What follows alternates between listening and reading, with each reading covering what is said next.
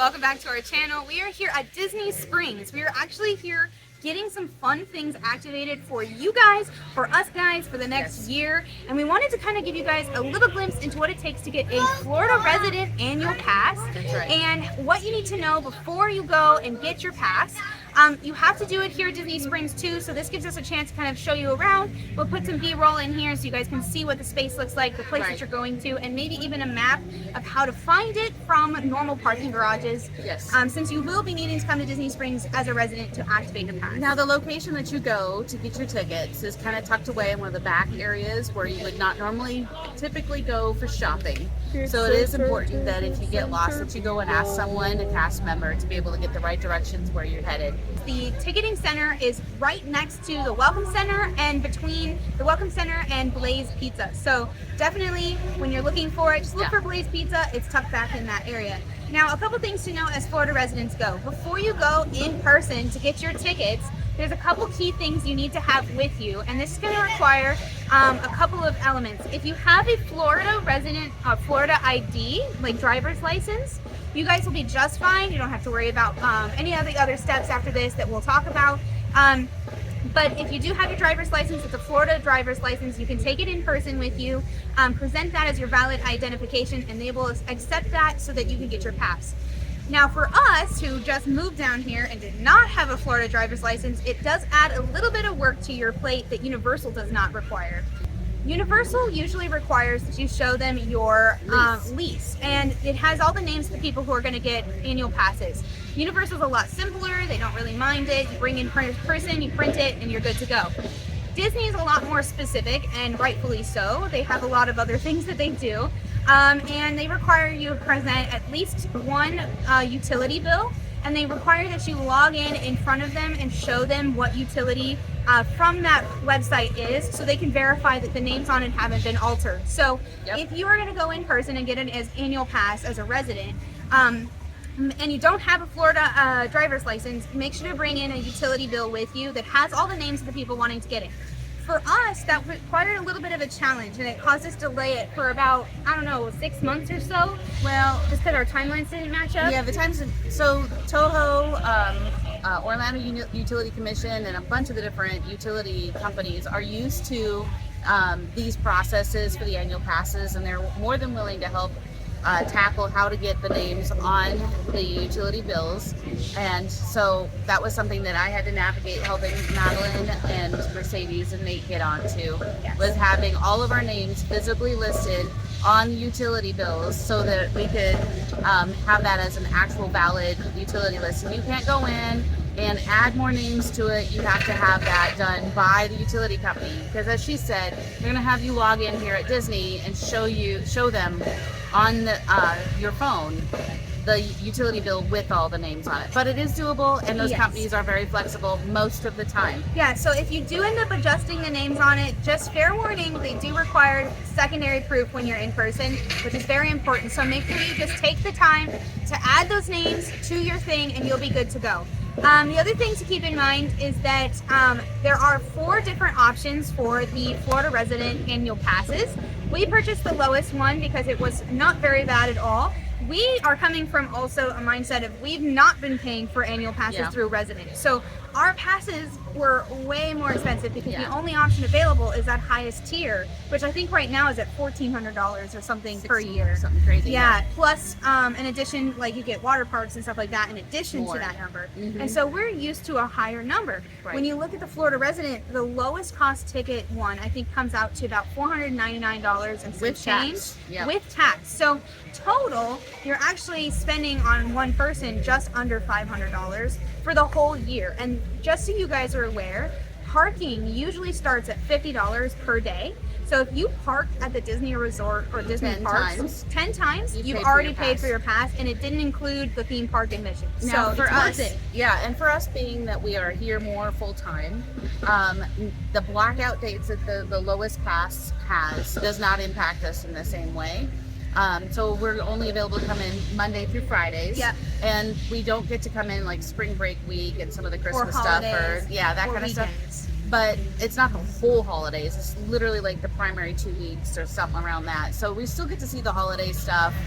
we're just not going to come in when the crowds are the highest. And quite frankly, I don't think we That's would. fine with me. I'll just Right. go to Universal if I want to. Exactly. Which that's the other thing as a Florida resident to know is you need to balance out what your expectations are versus what reality is. Because, you know, we've been living here on and off and officially now for 2 years. And I have noticed that we tend not to go during the really high-end, busy days. And we also don't really go during holidays much because we usually have our plans of our own or we prioritize other things, and that's totally fine with us. Like, we'll go to if we really want to, we'll go to a Disney resort instead of the parks. And we'll still get our Disney fix, but it's not necessarily the same. Like, we're not needing to be at the parks all the time. So our reasons for getting the lowest price annual pass may be different for you. You may want to be there. So each of the 4 passes have different blackout dates. So it goes Pixie Pass, Pirate Pass. The Pirate Pass has a lot more open reservation days. So you get to go on weekends and basically almost every day except for holidays as well. So next week would be blocked out for the Pirate Pass as well because it is also a holiday. Next week being spring break. Which I wouldn't want to go on spring break, to be honest. It's great weather, but it's not great crowds. There's a lot of chaos. But, you know, as a local, you get to decide when you want to go because you're a local. You get to enjoy it when you want. So anyway, my recommendation is depending on what your hopes are and expectations are, you should look at what the availability is for the blackout dates because realistically, that's the only difference between the pass numbers. Everything else is normal across the board. So you get your same discounts, same free parking. You still get discounts, I think, on merchandise and 20%. food. Well, no, merchandise is 20%, and food varies from 10 to 15% depending on the vendors. Not all vendors work with them. But we went to Joffrey's right after and got our 20. I think they gave us 15 or 20% off. So It was great. It was wonderful. And you know, that's the thing. Is like it really comes down to your experience as an annual pass holder and what you want to be doing. If you want the full high-end one with all of the bells and whistles, you are absolutely able to do so, and actually within a reasonable budget as well, I'll be honest. You know, coming from having not been a resident to now being a resident and able to actually enjoy the things that they give you, I would 100%, you know, if you want all the things, just spend the money for it. You're going to appreciate it. It gives you the options. You'll have the full flexibility.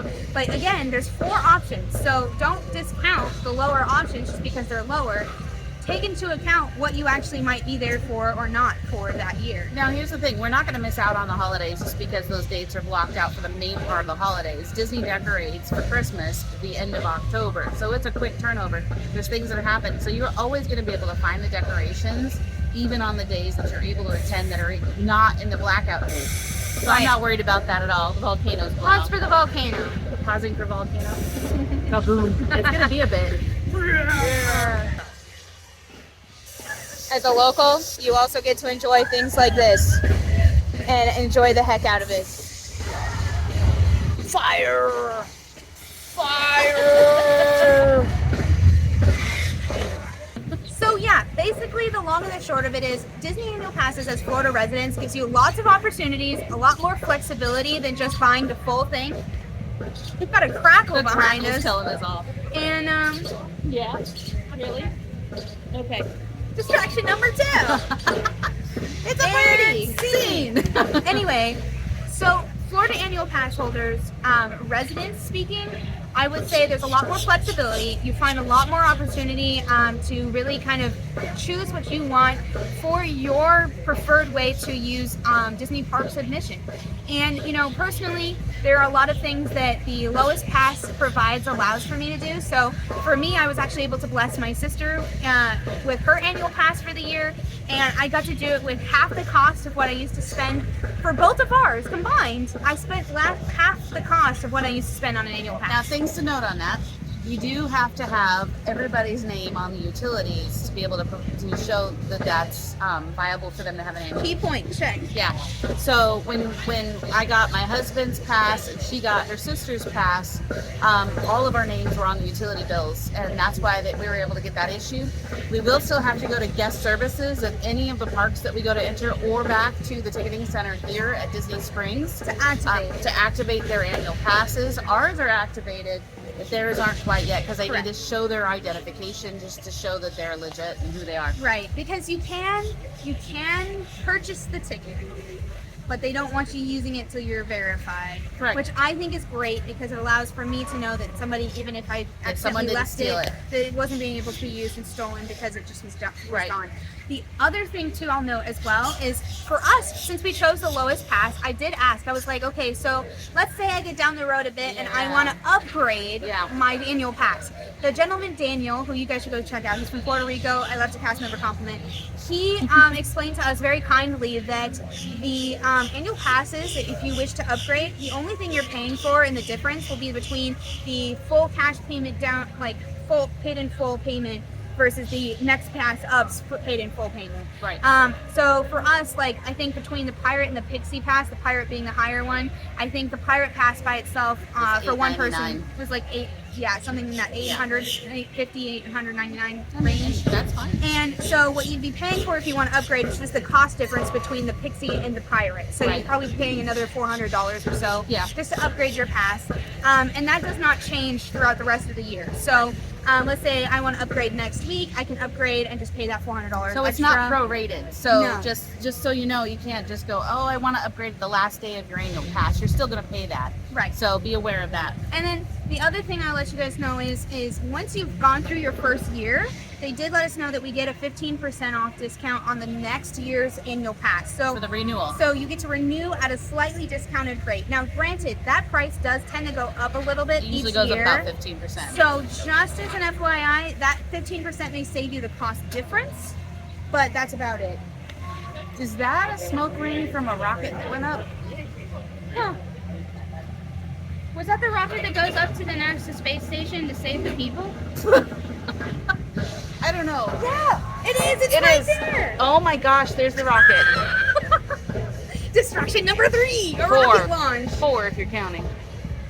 It sure is. Is that the That one was saving the rocket. people? Yeah. Wait, That's I'm the- gonna pull. We just watched the SpaceX launch. It was cool. Anyway, Yeah. continue. So okay, wait, hold on. When you come to Disney or anywhere in the Orlando, Florida area, keep an eye on the launch schedules because we just saw the launch of the SpaceX. From right here. Yeah, the SpaceX rocket that's going up to get the people from the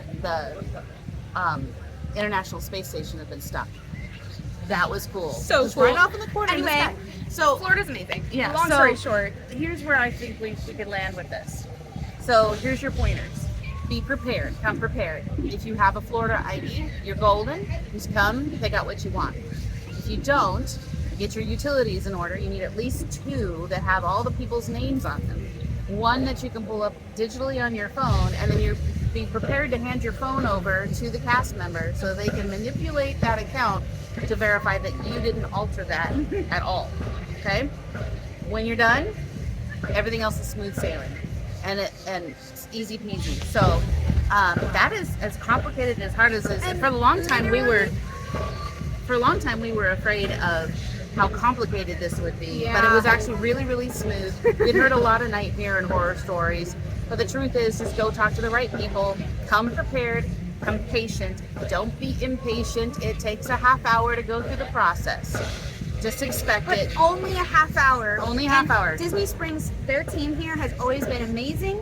You're never going to regret asking them the questions. They have all the sheets and flyers and everything printed Yeah. out. You can actually look through everything. You can ask Yeah. all the questions you need. It's just great. Yeah, and I would say the half hour does not include if you have to wait in line. So just come prepared. Like, this is your time to come get your ticket. Make that what the point of the journey is, and nothing else. You're still looking for the rocket. So cool. But anyway, that is our vlog for today. Yes. Bringing in this beautiful sunset on your face. I How beautiful know, is it's that? So pretty. It's golden hour. And we are gonna go wander around as a mother and daughter duo, enjoying the fact that we now have access to the the world of parks. Disney. To the parks and Yeah. a flower and garden festival. We'll be doing that not next week because that's Following. spring break and that just sounds We'll like do no that fun. yeah. Following week, By the maybe. end of the month. By the end of the month. Yes. Or the end of the month. You know, we'll figure it By out. the end of the month. We'll figure it out. But thank you guys so much for watching. Please comment down below if you have any other questions, or we can actually add some links to some information to Florida resident passes. And if you're moving here and you want to know the easiest way to do it, Yeah. just get a Florida driver's license. It'll simplify all your Yeah. annual pass holder things from here on out. just giving you a heads up. Yeah. But if you don't want to do that and you'd rather keep on your old license, driver's license, that's fine. You know, you could do that too. It just adds a little bit of work. We could label this vlog as like how to get a residency pass as a dual residence, because we're dual residents between Colorado and here. But you know, that's basically the long and the short of getting it. It's pretty easy. So. So thank you guys for watching. Make sure to like and subscribe. We're going to do more videos like this and others. We do crazy adventures. We go all over the place. And we're changing our posting schedule soon, so keep an eye out for that, because we have life going on and we want to share our life with you. So make sure to like and subscribe. See you guys next time. Bye!